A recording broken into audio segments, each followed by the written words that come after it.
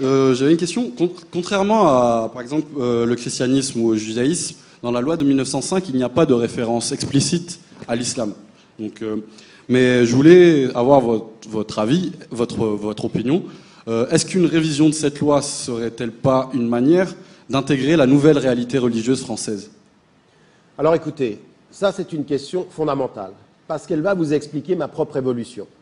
Moi, quand je suis entré dans le débat en France, je vis à Genève, j'étais pendant 10 ans de ma vie, 15 ans de ma vie, j'étais dans le tiers-monde. J'étais en Amérique du Sud, en Inde, en Afrique, je faisais que ça. Et à un moment donné est née toute la controverse dans les années 80 autour de la question du foulard. Souvenez-vous, 3 jeunes filles, il y a eu ce débat-là. Et tout à coup, je me suis dit, il faut que ce débat-là, on trouve des solutions. En 89, 90, 91, ma position, elle a été d'ailleurs dans un article du Monde, je faisais un appel à cette époque-là à une laïcité ouverte, qui allait dans ce sens-là, qui dit, attendez, la loi de 1905, elle s'est faite avec les catholiques, avec les protestants, avec les juifs, mais il n'y avait pas les musulmans. On devrait peut-être penser à une flexibilité de la loi pour intégrer la présence musulmane. Ce que, 20 ans plus tard, Nicolas Sarkozy, comme ministre de l'Intérieur, dans son livre où il aborde la question de la religion, dira.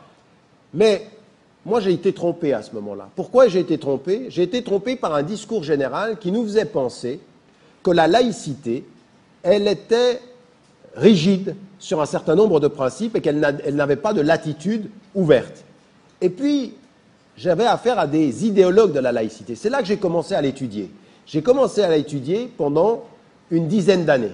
Et je me suis aperçu que la laïcité, dès le départ, c'est des tendances. C'est que vous avez des tendances qui comprennent bien. La laïcité, ça n'est pas l'anti-religion, c'est la régulation des religions.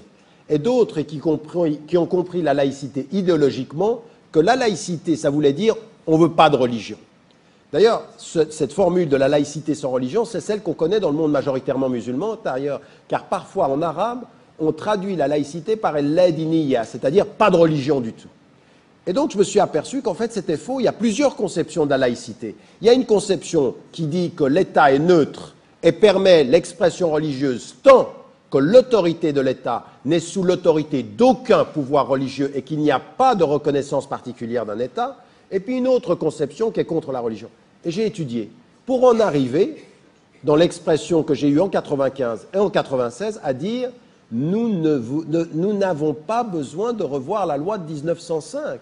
Il faut cette loi l'appliquer complètement, totalement et à égalité de droits et d'obligations pour les citoyens. Donc les musulmans de France, les Français musulmans, les Français de confession musulmane, aujourd'hui dans leur majorité, ils ne demandent même pas que la loi de 1905 soit modifiée. Ils demandent son application, mais on a des problèmes. On a des problèmes parce qu'il y a une telle méfiance dans le pays que quand vous êtes une communauté musulmane, je vais vous donner des cas concrets.